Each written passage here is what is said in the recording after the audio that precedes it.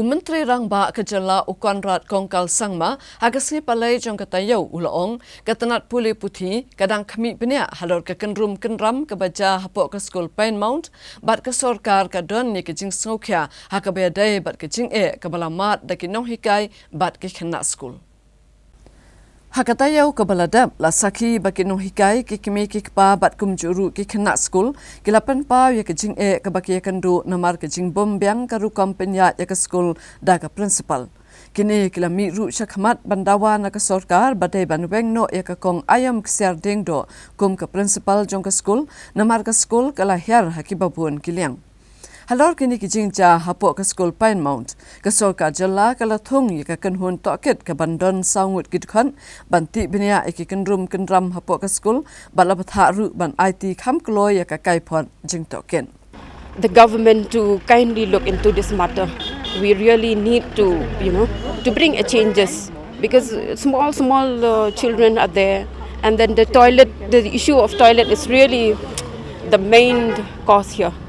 Menteri Rangba Kejala Conrad ke sangma ulapan pawi ke Sngewkhia halo ke Jingeh ke baya kendu deki Nonghikai bat ke Khynnah Skul bat ulaong katanat puli puthi kadang syong bisar ke Jingkeno halor ke kenrum kenram ha ke Skul Pine Mount bat ke sorkar jala kadang ap ya ke kaipot jingtokin bat hadin kan sashim ya ke sinjam. So we have asked the Education Department and I've asked the Chief Secretary to examine this matter. It's a serious matter in the sense that the students and the school are suffering, and hence without pointing a finger or blaming anybody, my concern is really at the end of the day the students who are studying there.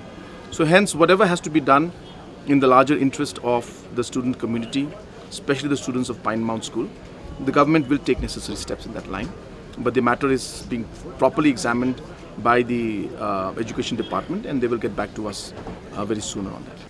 Kakenrum kenram ha ke Skul Pine Mount kamdai satya tang ke Jingbom biang ke Khynnah ke jakai rek kai bat kiwe handrai ke balapen lengo iki kimi ki pa ka dai ke jing pha siu ya ke bai Skul bat kiwe ki jing siu ha ke saw ni santali ki account bat ke ni ke lapen subas niu ya ki halo ke rukam pendan kam ya ke pisa kham tam ha ba ke Skul kam dan satya ya ke nu ke jingkela.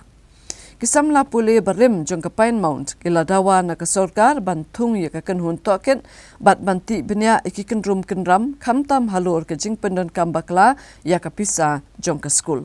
Jong ki babon mi pa ki ong ba ya ke fees ki hap again siu ya kata ka ban pen bahai ke Skul. Yes. Ya ke pisa sim kat no bat ha sistem pila berbagai.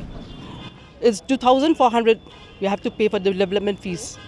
Then the computer fees 600, it's separate. We have to pay for that. Yo ong ruba ke Skul ke maintain dok santli kita ki bank account ka dik sa ba kimi ki pa khanjat ngot khablet tap kata account ka ba khanjat ngot khablet tap kita roi pat ki account. Yes, that's true because I've got that means I have to pay this class 11 in 3 accounts. I've got 3 slips with 3 different accounts.